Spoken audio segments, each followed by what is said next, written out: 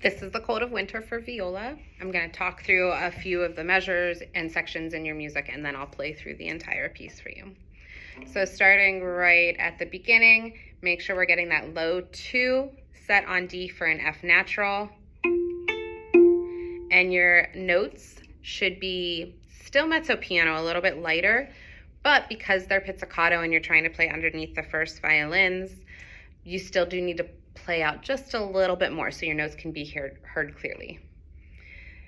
Watch in measure 5 when we change that finger pattern to 1 and 3, and then again in measure 9, make sure you're keeping that second finger real low next to your first.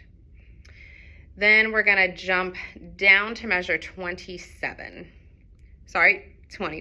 So in measure 21, this is where we have that C sharp. You can play it with a high 3, but I wouldn't suggest it. I would say to play it with a low 4. Because in the measure before, in measure 20, you're gonna be playing a low 2 to an open D. And it's easier to get that 4th finger in place and get your 1st finger over on the D string without feeling like you're stretching so hard. Now in measure 22, while you're playing that C sharp to E, we have a crescendo. So just stronger plucks.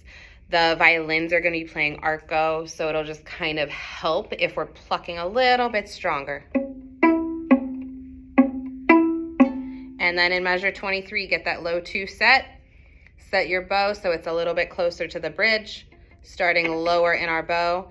And then keep that weight really solid all the way through the half note. 1, 2, 3, 4. 1, 2, wait. 3, 4. 1, 2. Lots of weight. So you want that whole half note to sound forte, very full. Just make sure you're starting right on beat 3 and you're cutting off as soon as we get to beat 1 of the next measure. In measure 30, we change from the half note pattern to quarters, which leads you into your melody part at measure 31, still forte. So in measure 30, we have 1, 2. 1, 2, 3, 4. 1, 2, 3, and 4. 1, 2, 3, 4. Change your bow as soon as you need to. 3, 4. Now at 35, you now have the 8th note slurs that you'll be taking over from the first violins. However, theirs were forte and yours are mezzo piano.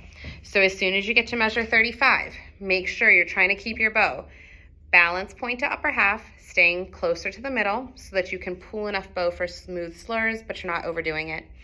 And make sure that bow is now a little bit closer to the fingerboard with not too much weight.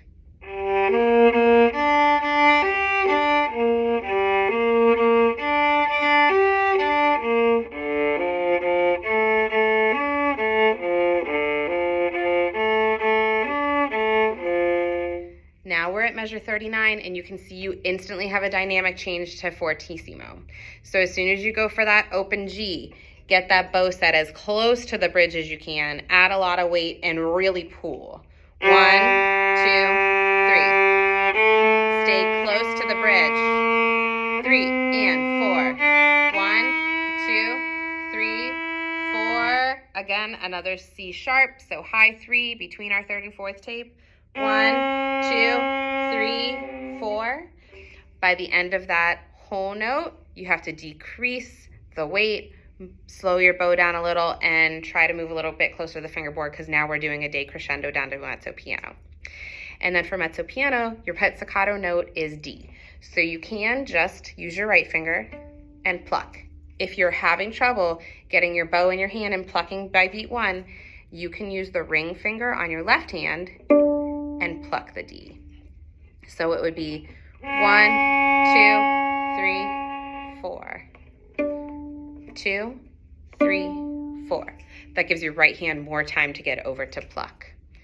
And then measure 44, we're still going to be plucking, but we're going to slow down. So that'll give you a little bit more of a pause and an opportunity to get your bow set for measure 45. So in 44, we're playing 1 and 2 and 3 and 4 and 1, 2, 3, 4. So we will slow down so you have a chance to set that bow for the last note. Just make sure it's close to the fingerboard, not a lot of weight so we can fade out. I'm going to play through your entire piece with the metronome set at 84. 1, 2, 3, and 4, and 1.